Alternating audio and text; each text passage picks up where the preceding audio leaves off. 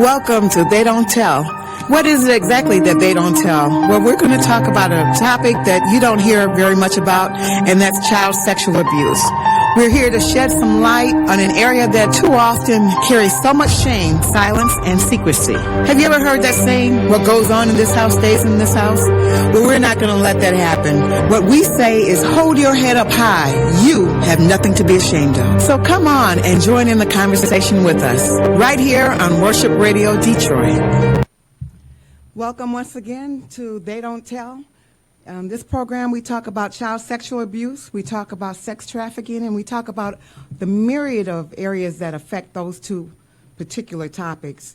So sometimes we'll talk about the offender like we're going to today. Sometimes we talk about the family. Sometimes we talk about the family dysfunction. Sometimes we talk about the victim. We really try to hit every area because we know that this is pervasive, and unfortunately it's a growing problem. We talk about the silence. We want to make sure that we're out in the community, we're out in the public venue, letting you know that it's time to talk about issues, especially in the church. We have to be the leaders and say it's time to expose that which has been hidden in the past. And we know that so many people walk around in shame. They walk around in hurt. They walk around in guilt. And nobody's talking about it. Well, that's not going to happen anymore if we have anything to do with it. We're going to discuss the issues, and that's what we're here for. I'm your host. My name is Lisa R. Gray. I am a mother. I'm an author. I'm a minister. And I'm also the mother of a victim. That's right. My own daughter was sexually abused as a very young girl. And once we discovered that, and that was not because she told, so we ended up writing a book regarding that. And the name of the book, as you can see, is They Don't Tell, Child Abuse from a Mother's Perspective. As a mother, I was absolutely dumbfounded. I don't know any other way to say it. That my daughter, her home was not a safe place. Her home, which was supposed to be her sanctuary, was never safe for her because her stepfather had been sexually abusing her, and I was not aware of it. I didn't know. What I did know is that the man that I married was not who I thought he was, and about 6 years in the marriage, we did divorce. I divorced him because it was obvious that he had a public persona, which was very charming, very friendly, very helpful, but he also had a private persona, and that private persona was opposite of what he was in the public. So when it became clear to me that this man was not who I thought he was, that's when I divorced him. And it was during that time, about 2 months after the divorce became final, that my daughter walked into my bedroom one day. Walked into the kitchen. I was washing dishes. I walked into the kitchen and she said to me, "Mom, if I had something to tell you, would you be a mom or would you be a friend?" And that's the night that I'll never forget. That's the night that I discovered that this man not only had a different persona, but he was evil. He had been molesting my daughter from the time that she was in the 3rd grade. So we're talking about a 40-some-year-old man that was sexually aroused by a very young girl, a prepubescent, okay? So we're going to talk about that a little bit today. We're going to talk about what is the difference in a sex offender and a pedophile, because they're two totally separate things. And we throw these terms around, but they're two separate things. First of all, let's get into some of this. If you're a pedophile or if you're a sex offender, those are used in two different worlds. What am I talking about? Well, I'm saying that if you are a sex offender, that means that there was some type of offense, legal, that's a legal term, that was some type of a legal offense that you committed and that you've been convicted of. So that's what a sex offender is. And before we get started, I'm sorry. Hello from Akron, Ohio. Glad to have you with us today. I just want to say that our nonprofit is called Every Step Counts Ministries, and we say at Every Step Counts, no more secrecy, no more shame, and no more silence, that it is time for us to talk about the issues, to talk about what's going on in the church. And we say that there's hope and healing available for you, so we're going to ask you to share on your Facebook, share on Periscope, and share on your Twitter accounts so that we can get this message out to as many people as possible. So again, we want to start talking about what's a sex offender? A sex offender is a legal term. A sex offender is a legal term. A pedophile is a diagnostic term that we use in the counseling, the psychological arena. So again, just because you can be designated as a pedophile, and a pedophile is someone who has an intense recurring sexual fantasies of being involved in sexual behavior with a pre-pubescent child or children, and that's generally under the age of 13. So if I'm saying that someone is a pedophile, I'm not saying that there was a boy who was 18 and a girl who's 14. That would not be considered a pedophile. A pedophile is someone who has a sexual interest, who's sexually aroused by children that we see playing every day, by children that we see. They're sexually aroused by someone who is pre-pubescent, before they started getting their secondary characters, before their breasts are budding, before they start getting hair on their areas. So we're talking about someone who just seeing a child is sexually aroused. That's what makes someone a pedophile. And again, that generally happens before the age of 13. So we want to say that when you have someone who has been involved with someone that's, depending on where you live, I'm in the state of Michigan, I'm in the Detroit area, so depending on where you live, it would be different what the laws are for your state. So every state may have their own laws, but again, whenever you say that someone is a pedophile, we're not talking about someone who has, for the most part, we're even not talking about someone who has picked up a prostitute, because generally prostitutes already have their secondary characteristics. We're talking about someone who is sexually aroused by children before they've started getting their sexual character, okay? So there's a couple things I wanted to talk about sex offenders. So when we talk about a sex offender, again, we're not talking about someone who's necessarily a pedophile, or they could be included a pedophile. It could go one or the other. If you're talking about a sex offender, that's anyone who has committed a sexual offense. Sex offenders, there's no such thing as a typical sex offender, okay? Sex offenders could be male, and unfortunately now we're hearing more and more about sex offenders who are female. A sex offender can be young. A sex offender can be old. They can have differing levels of education. They could be married, or they could be single. A lot of sex offenders have very strong ties to the family and the community. And for the most part, they may not even have a criminal record. The one thing that we know about these type of offenses, especially when we're talking about criminal sexual conduct for children, the majority of them are not reported. They're not reported for a number of reasons. They're not reported because they're a family member and people want to keep it in the family. They're very afraid of it going out and other people hearing about their quote-unquote dirt. Or they say, what goes on in this house stays in this house. Or they're afraid of the shame, that there will be some type of shame on the family name. And I'm saying to you that we can no longer afford to operate with that type of thinking. That's distorted thinking.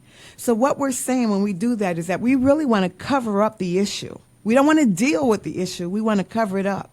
And what that does is it hurts two people. Number one, it hurts the victim because they feel like they've done something themselves. And number two, it hurts the offender.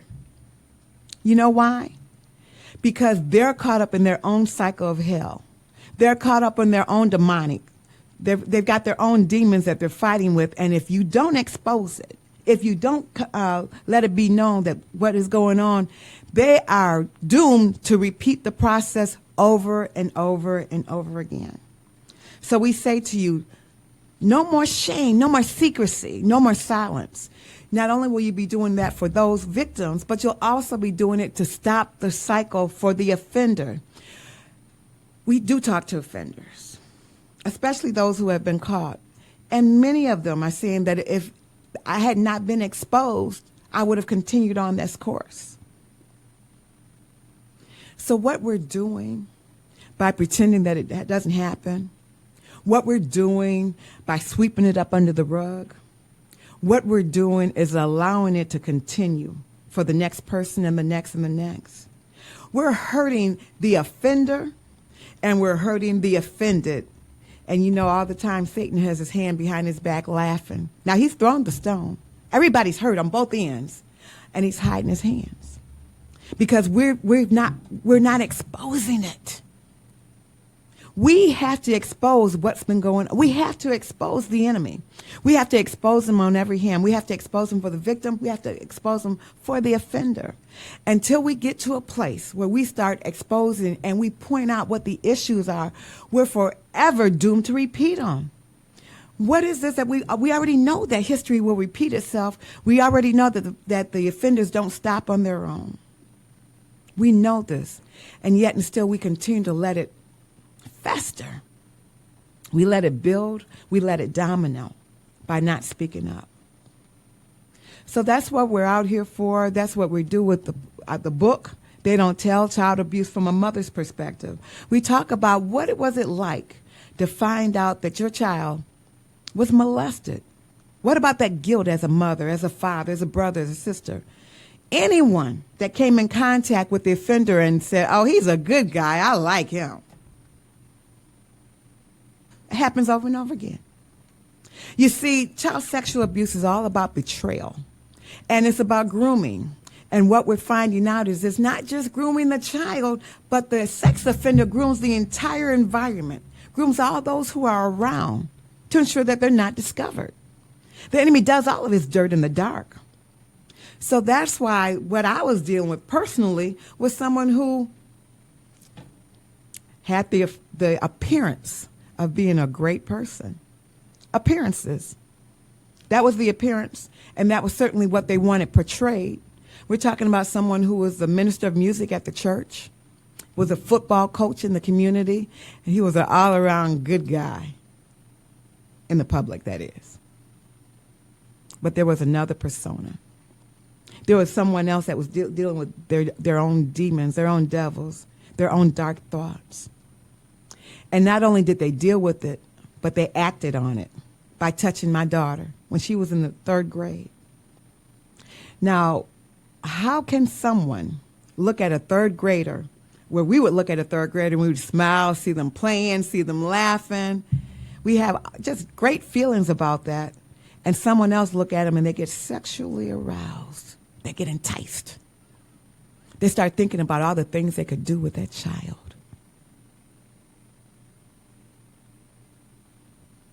That's what you call a pedophile.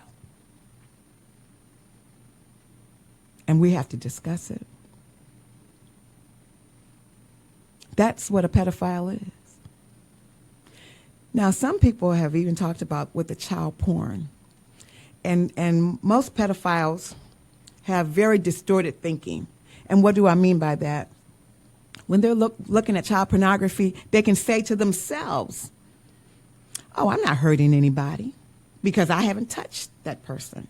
I'm not hurting them. I'm just observing.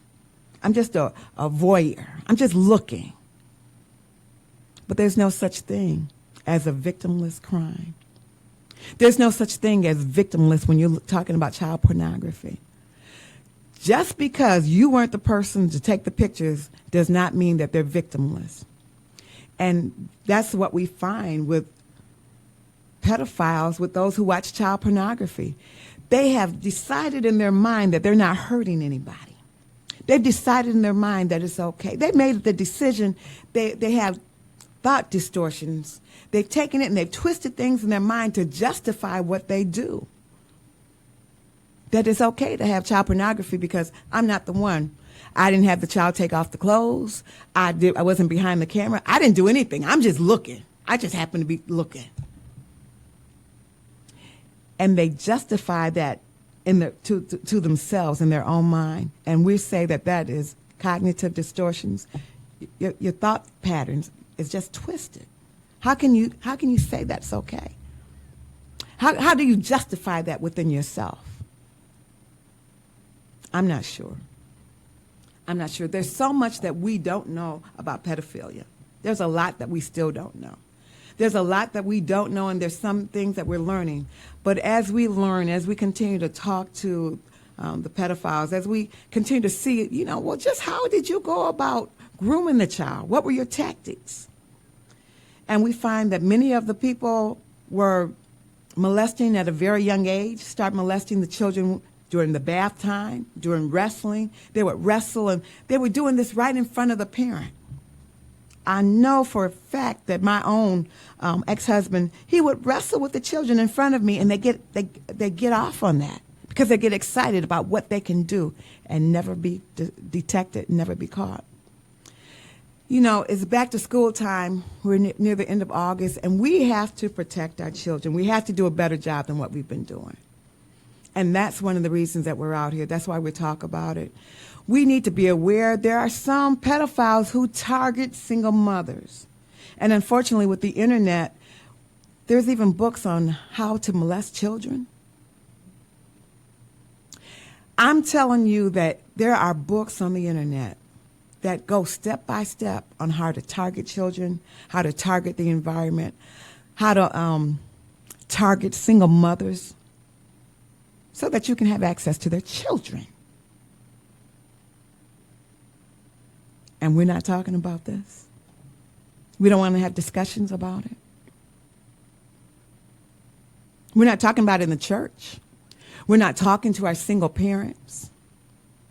We're not talking to the children, many of whom have been molested, and they're silent in the pews. We're not talking to our own children. I certainly didn't have a discussion with my daughter about if someone touching you that you know and love. All we talked about was stranger danger. I was ignorant. Don't you be ignorant. If you're around children, if you have someone whom you love, whether it's your grandchild, whether it's your child, nieces and nephews, have the type of discussion with them to let them know that even if I love this person, they have no right to touch you. Even if you love them, they don't have the right to touch you. We have to talk to our children about their sexual parts and their mouth. I'm going to say that one more time. We have to talk to our children about their sexual organs and their mouth. That they don't have to do anything. They don't have to be coerced into anything because it's happening. And many times it's happening with older children. So even when you have your children around someone who's a little older, you have to be aware. About somewhere between 27, 30% of our offenders are older children who are molesting the younger children. We have to be aware. We have to talk about it. And I tell you, in the church, we have to discuss it more than what we do now. We have to let people know that there's no more shame. You don't have to have any shame, that you can hold your head up high. And you know what? We have to go after the sex offenders. You know what? We have to go after them with love. But you know how we love on them? Expose them. We have to expose them. You know, there was something in the news, I think it was last week, where they were discussing Elvis Presley. I think they said it was his 40th, the anniversary of his, it was, the anniversary of his 40th year that he's been gone. He's been away from us for over 40 years. He died in the 70s. Do you realize that with him being the age he was and the age that he married Priscilla, that he would have been categorized now as a sex offender? I didn't say he would be a pedophile, because remember, a pedophile is someone who's interested in children pre-pubescent. But he would have been a sex offender. Who else do you know that's in the news right now that married someone at a very young age? R. Kelly, does that name sound familiar to any of you? I'm saying that we're going to have some discussions, that we're uncomfortable discussions. But you know what? I'd rather have an uncomfortable discussion now about those people who we have put on a pedestal. We've idolized, and we've made the decision that, no, they're a good guy. They wouldn't do that. I love their music. Really.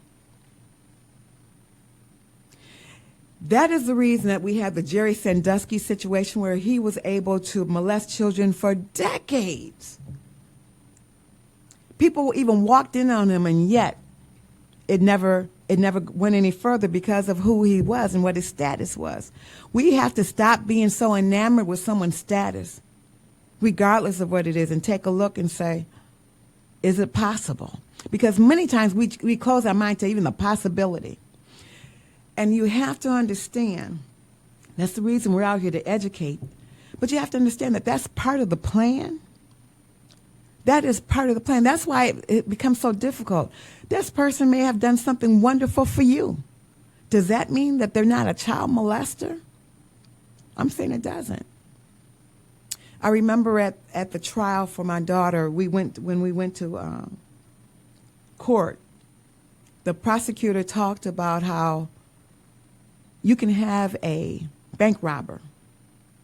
And a bank robber will, this is the analogy that she used, a bank robber will case the joint. They'll make the decision on which bank they're going after. And I'm saying that's what's going on with a lot of the pedophiles.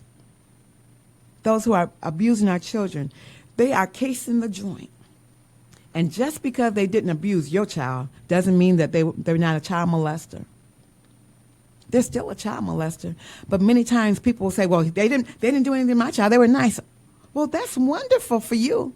What about for the other person? Where's our compassion? Okay, so they didn't abuse your child. Does that mean that they're not a child abuser? Okay, so they didn't rob your bank. Does that mean that they're not a bank robber?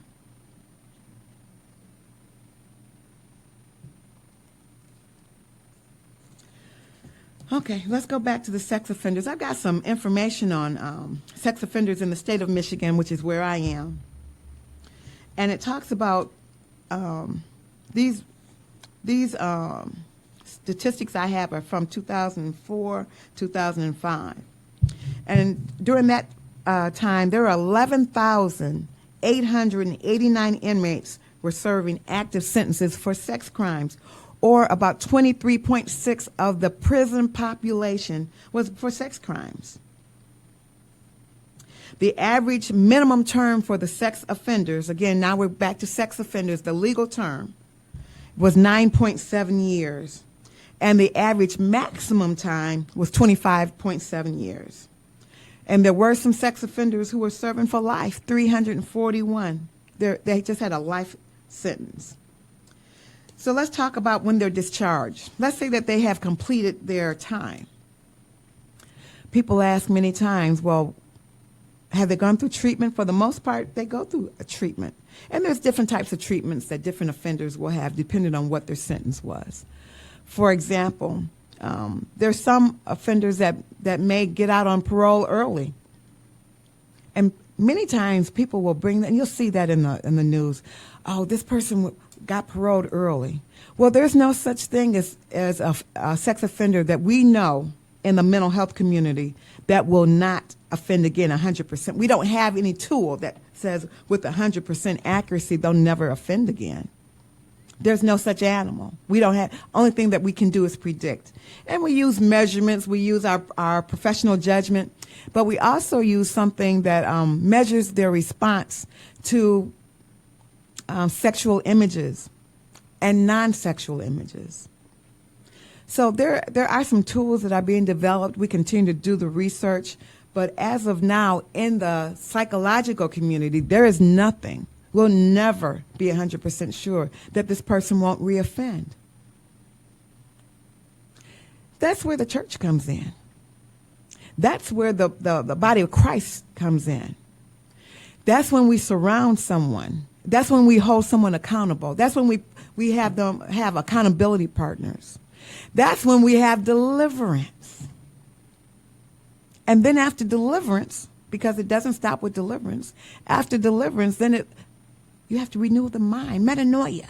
We have to change our mindset, our patterns, our thoughts.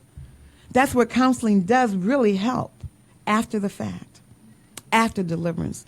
And let me say, next week, I'm also going to have a deliverance minister on. Sonia Green will be with us next week, and we'll be discussing child molestation again. But we'll have a deliverance minister on, and I'm looking forward to sharing with you on that. So how many of the sex offenders were paroled? Well, in 2005, there were about 13.8% of offenders being paroled. That means that they had completed their sentence. So if someone has completed their sentence, what are we to do? We know that they register on the sex registry, and we know that that's not even 100%. A lot of times we even find those who have moved on, and our communication tools aren't what they need to be in the law enforcement community, but they're shoring that up. It's getting a little bit better. There was a time where a sex offender may be in one county, and then they moved to another county, and nobody was talking to one another. So our communication tools are improving. But that's all after the fact. We want to prevent as much as we can possible the molestation from occurring, and the molestation that is occurring in your world. We want to see it and stop it and expose it. We want to expose it not just for the victim, but I'm saying that we're looking at the sex offender today. Sex offenders have families. They have families that have been betrayed. They have families that are concerned, families that are ashamed, families that are walking around the dark, some families that are simply in denial. There's no question about that. But I'm saying that we have to be concerned for not just the victim, but yes, we even have to be concerned for the sex offender. And until we start exposing them, until we point it out and say, no, this is what you were doing, they can continue to work in the dark. They work in the secrecy. Everything that the enemy does, he does in the dark. So if we do not bring it, if we don't expose it, if we don't put some light on the situation, it will continue, even for them. And I'm telling you that many of them are tormented. Many of them are tormented. And they were glad to finally be exposed. You watched those cop shows before where people have said, I was waiting for somebody to catch me. Well, believe it or not, it's the same with our pedophiles. But what happens is, because we are walking around in shame and guilt as if we did something, the victim and the family members, and because we decide to stay hush hush, we don't want to talk about it, don't let anybody know. And because we do that, it's perpetuated. It perpetuated in our family. It's perpetuated, and it becomes an internal struggle that never was supposed to take place. I'm so glad that I'm not the only one out here talking about this. I go around the country and I meet people in different organizations. I meet people in the legal profession, people in the criminal justice profession, people in the just in the body of Christ that are discussing this, and there's more and more of us. And we are joining together to say, no more shame, no more secrecy, no more silence. We have to discuss the issues. We have to put it out there. We have to talk about it. And you know what? If you are maybe a family member, an offender, then you know what the pain it is. We want to talk about it. We want to talk about the entire gambit. We do not want to be skewed. We don't want to look at just half of the issue, because we have the love of Christ, and the love of Christ is shed abroad. So we know that you are also in a situation that you don't want to be in for the most part. Call us. Give us a call at our telephone number is area code 313-216-0674. We're here at Worship Radio Detroit. We want to talk to those who I've met some people who their family members were convicted of sex offenses. And we want to talk about what is that like for a family member. So if that's your case and you're ready to discuss it, you're ready to share, please come on our program and talk with us. If you have been the victim of a sexual crime and you're ready to discuss it, you're ready to talk about the sex trafficking, you're ready to talk about the child sexual abuse, you're ready to talk about your molestation, you're ready to talk about even the way your family reacted or did not act, give us a call. You can reach us. There's more than one way to reach us. Our Facebook is called They Don't Tell. On the World Wide Web, we're at Every Step Counts Ministries. Our email is kidsdon'ttell@gmail.com. One of the things that we do, we are an expert witness for victims, so we do that as well. So we have that available for you. We want to educate the public, and we want to educate those who are surrounding us. We want our children to know. We want to talk about it's not just about stranger danger, because 90 to 93% of the child sexual abuse is not done by strangers.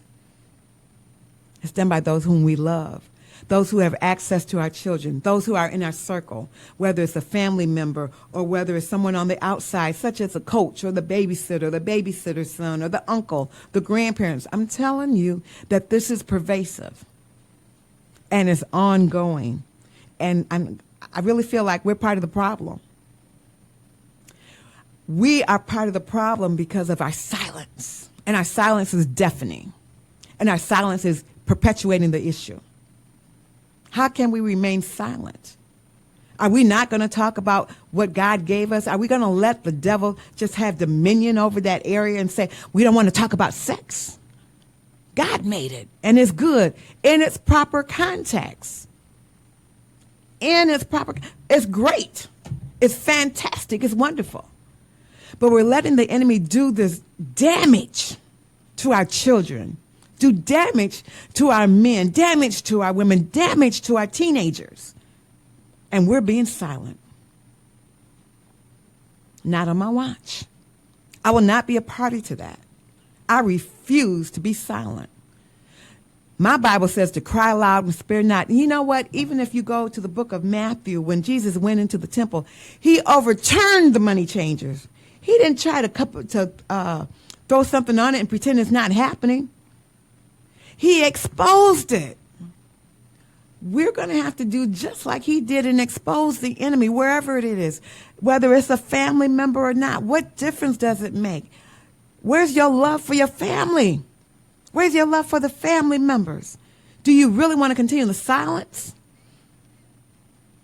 And this has nothing to do with black, white, rich, poor, educated, not educated, because it goes across all lines. But what's taking place, because pornography has been legalized, man doing whatever he thinks he can do. Because it's been legalized, that spirit has been released and unleashed on this earth as never before. And it's becoming the norm. So now we say because pornography has been legalized, do you know that there's groups that say there's nothing wrong with quote unquote child love? They're trying to normalize it. They call it child love when they're molesting our children. And you know what? They have a voice. They're speaking up. They're saying that it's completely normal for man and boy love. And you know what? They're not hiding. They're out in the open. Who is pushing back? Where's the pushback? When are we going to say it's not okay? When is the church going to stand up and take its authority and its position and its dominion? When are we going to take the mandate that's been given by us to say this is not okay, it's not right? Where's the pushback? It's not just about putting shame on somebody, but it's about loving somebody. You know what? Until we start exposing it, it continues and it's spread because the enemy does his work best in the dark. He don't want no light shined on what's going on. Now we have books on the internet that tell how to molest children, how to target our children. And nobody wants to speak up about it in the church. How? How can we do that? How can we do that? How can we say that we're the church? How can we say that we're taking on the mandate that the Lord has given us to be the light and the salt? Where's our seasoning?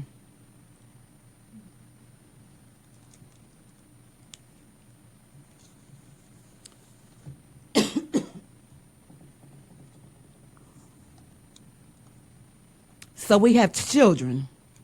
Not only do we have children, but we have teenagers that are afraid to talk about it. So where are the groups in the church that talk to children, that talk to teenagers, that talk about the things that concern them, that let them know that they don't have to walk around in shame? Where are the groups? Where's the mandate? Where's the mothers? Where's the grandmothers? Well, you know what? So many of them are still trying to get their groove on that they don't have time for the babies. We got mamas and grandmamas looking for sugar daddies in the church. I'm telling you, it's an indictment on us. I'm saying to you that the church has been indicted, and has been indicted by the Lord Almighty. You have a charge to look out for our children. We have a charge that we have not taken up the mantle. We have a charge to not be so concerned about looking for a sugar daddy and who's going to be my boo tonight. Where's the mothers and the grandmothers? I'm saying that it's time. It's time for us to be on the lookout for who we bring around our children, who we allow to babysit our children, who we trust with our children. And I'm saying to you, if you're the sex offender, that we're coming after you. We want to expose you. And we're not doing it out of revenge, but we're doing it out of love. Because God loves even the sex offender. That's right, I'm saying it. God loves the pedophile. Because he's caught up, or she is caught up in their own mind. The devil has taken their mind. And I'm saying that it's time for us to expose you so that you can get some help. It's not out of revenge, but it's out of love. It's out of the charge that we have. We cannot continue to pretend that this is not happening. And every chance you get, you're trying to molest a child. And yet and still you can get together in your groups. And you can get together on the internet in your chat rooms and talk about how to molest a child. You can write a book about it, and you can be on Amazon on how to molest a child, how to target our children. We're coming after you. With everything that we have. We're coming after you spiritually and physically. We're coming after you. So many of people are hiding behind the camera, and they're molesting our children. And then for you to look at child porn and say, well, it wasn't me. It's not right. We're going to have to do something better than what we're doing right now. And I'm saying, if you're somebody that wants to join in with us, help us out. One of the things that we're looking for are partners. We do need partners in order to continue the program. Our partners, you can take a look at us on everystepcountsministries.com. We're on the World Wide Web. We need partners to continue this program so that we can continue to get the message out, continue to talk about it. You know, one of the charges the Lord has given me recently is to write another book. We've got another book that he's given us to write on this topic, on justice, on where we stand. You know, so many people walk around and they say, well, who are you to judge? The body of Christ. The body of Christ. Yes, we're supposed to judge. My scripture says, don't you know that we'll even judge angels? Oh, yes, I'm going to judge. See, we've taken these things and we've taken them out of context. We are to judge, and we are to defend the fatherless. We're to defend the widow. We are to defend, and you know what? Part of that is making judgment on good from evil, and the profane from that that's not profane. I'm a judge, and I need other people who are willing to stick up and be a judge as well. You know, it's so amazing, especially on social media. You have people over and over again. Don't judge me. Don't judge me. Who are you to judge? The body of Christ. That's who I am. I've been called to judge between the good and the evil. I've been sworn in. I'm taking my seat as a judge. I will judge. The Lord has given me the mandate to judge. I will judge you. Yes, I will. With godly judgment. Why? Because the Lord is our judge. We go to that judge. So many people are walking around saying, well, who are you to judge me? Who are you? So that way you can continue to do whatever you want to do. And the body of Christ be silent. God forbid. God forbid I'm silent. I will not be silent. Yes, we're going to judge you. That's our mandate. That's our authority. That's our God-given right to judge between the evil and that that's not evil. And I'm saying to you that so many of you are walking around and saying, well, you can't judge me. You can't. Yes, I can. Oh, yeah. Oh, yes, I can. And I will do it. Oh, yes, I will. Anybody else have any backbone that's saying, okay, we got to look at this thing a little bit different? God gave us a mandate to judge. So if we don't do it, who's going to do it? We've got the apostles, the prophets, the evangelists, the pastors, and the teachers. You're saying out of that whole fivefold ministry, nobody can judge? God, I don't see you. We have the fivefold ministry in the church. God has reestablished it, and it continues to grow. Who's judging between the profane and that which is not profane? Who's speaking out about our children being molested? Who's speaking out about our teenagers being molested? This is our dominion. This is our authority, and it's our God-given right. We're going to have to do it. One of the questions I'm asked about over and over and over again is, why don't children tell? Well, that was the same question I had for my own daughter. Why didn't I know about it? Why didn't she tell me? And you know, some people who are victims get very offended by that question. I've talked to quite a few victims in my time since writing this book. And many of them have said, that wasn't my job. I was a child. It was your job to recognize. And you know what? I have to totally agree. And you talking about being asleep on the watch? We're asleep on the watch. Didn't recognize the signs, never even thought to look that way. And I'm saying to you, don't do it. We're going to have a healthy dose of mistrust around anybody that's around our children. We're going to have to stop letting our children sit on people's laps. We're going to have to stop trusting everybody because they're so-and-so's friend. Oh, and they say they're all right. No, that's your child. It's your responsibility. I even talked to children who had someone walk in on them and nothing changed for them. What an indictment. How can nothing change? So they feel like they've been re-victimized. Church, let's talk about this. Let's stop putting our head in the sand. Let's stop saying what goes on in this house stays in this house. Let's deal with the issue at hand. Let's love on the perpetrator, I'm saying it, and love on the victim. How can we do that? Because the love of Christ is shed abroad. Because Christ wants to redeem the perpetrator. Oh, yes, he does. As well as the victim. There can be redemption on both sides, but not until we acknowledge it and expose it for what it is.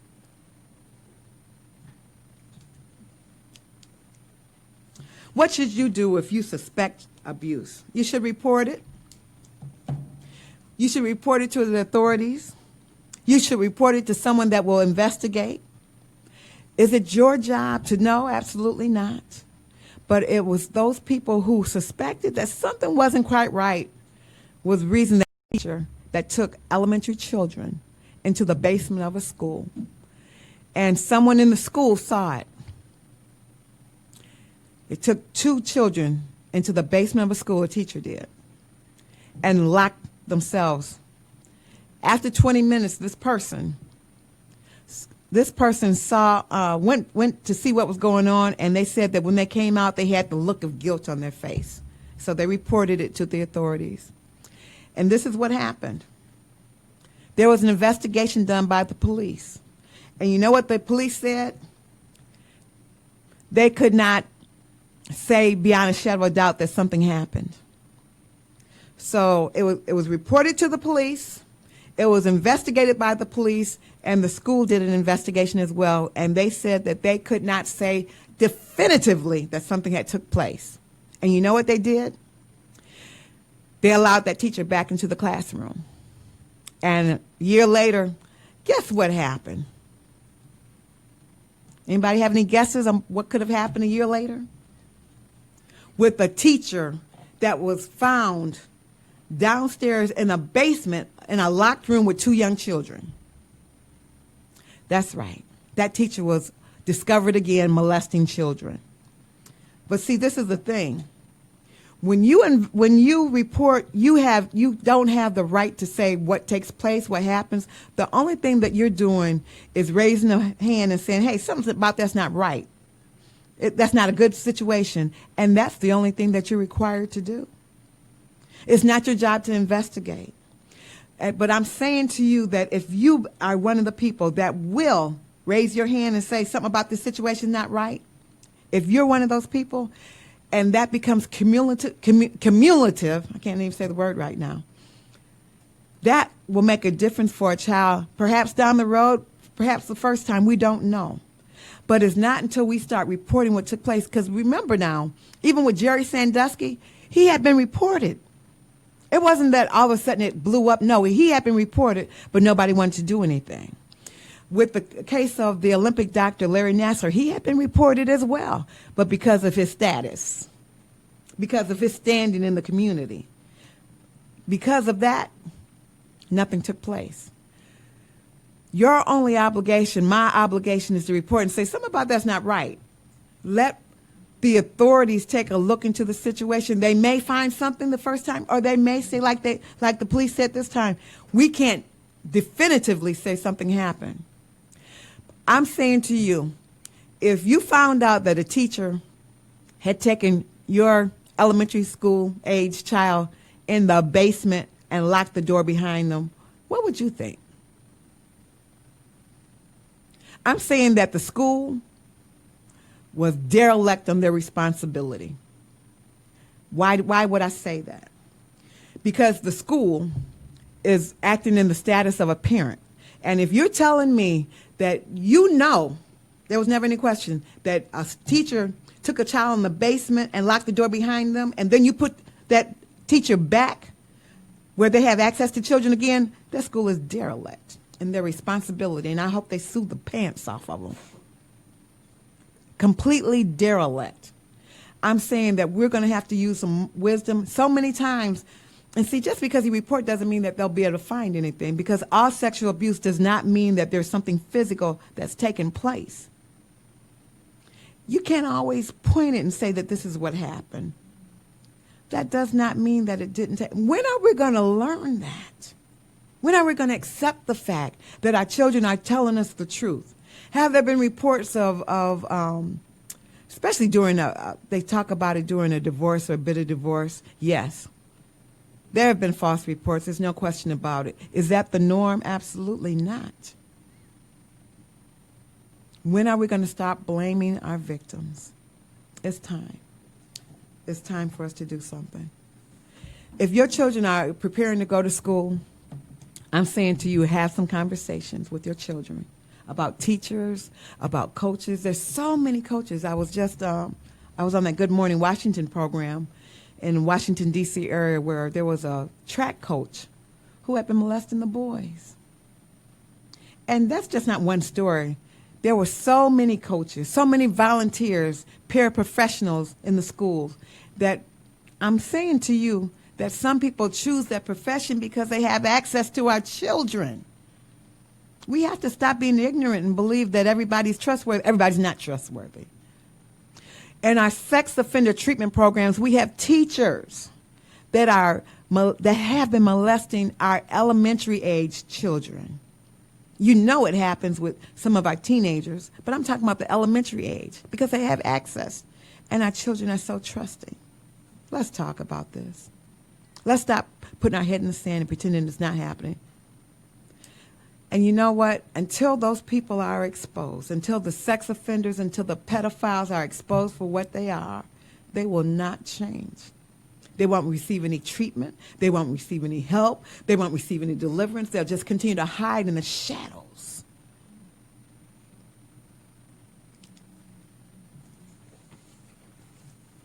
It's time for us to dispel the myths. It's time for us to start to realize that many times our children won't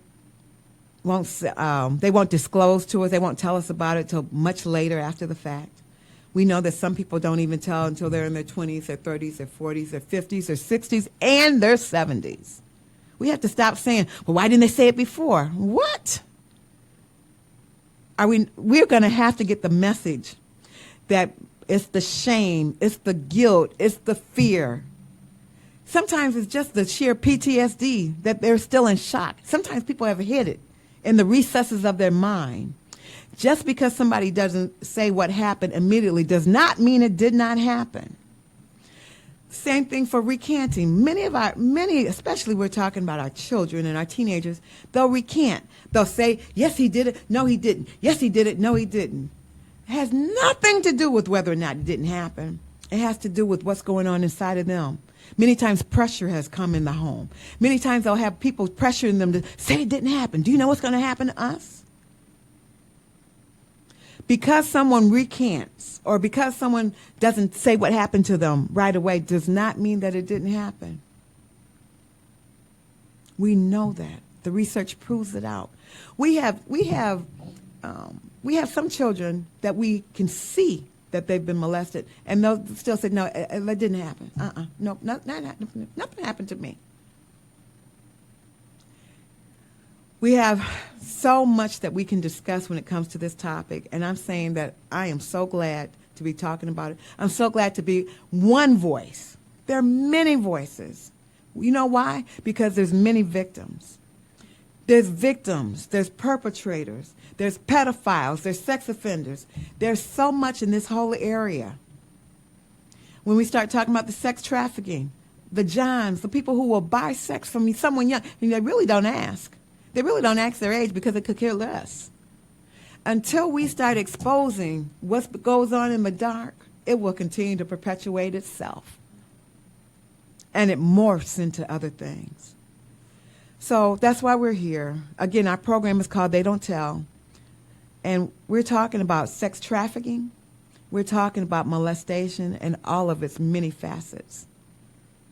It is so important for us as a community, as a voice, to stand up, to be seen, to be counted in the number of those who are fighting against it, to not be silent. If you know someone who's been abused, the best thing that you can do is let them know, hold your head up high. You have nothing to be ashamed of. How dare they walk around in shame and guilt as if they did something. They never asked to be touched. But that's what the enemy has done.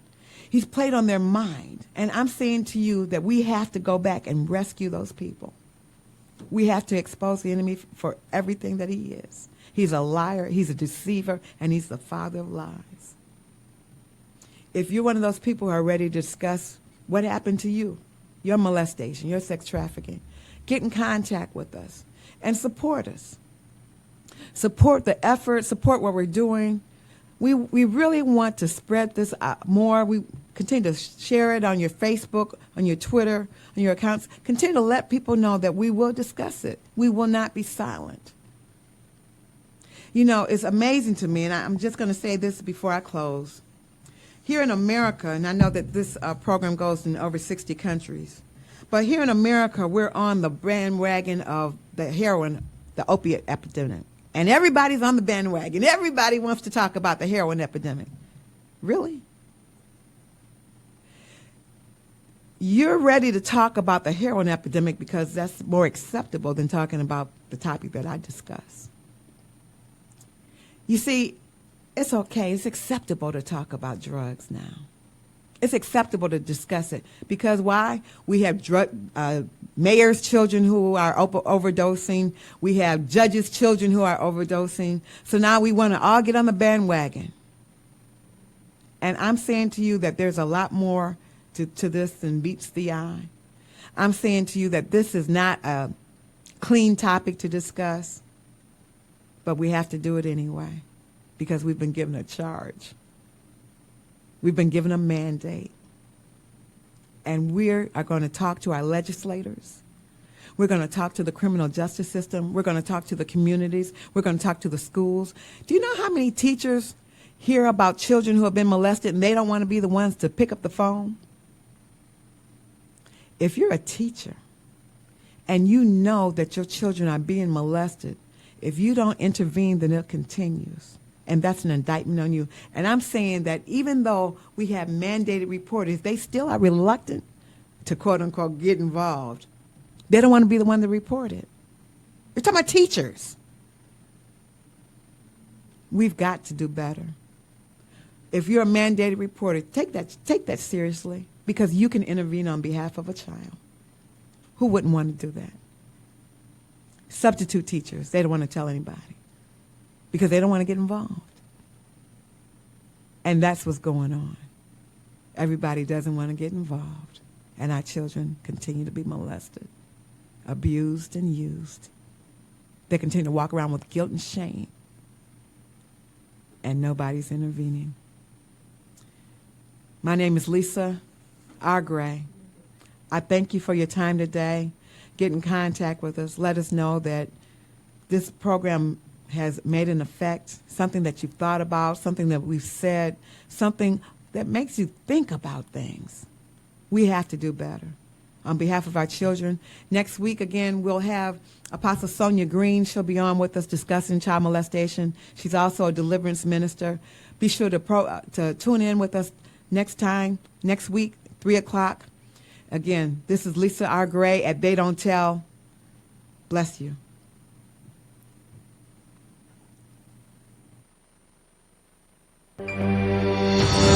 Thank you so much for listening. I hope the information that we shared today was helpful and informative. And if you'd like to know more information about the topic of child sexual abuse, please join us at our website, lisargray.com. And also, if you are interested in sowing into the ministry, you can do so at that same website. You can contact us on our Facebook page, They Don't Tell. Thank you.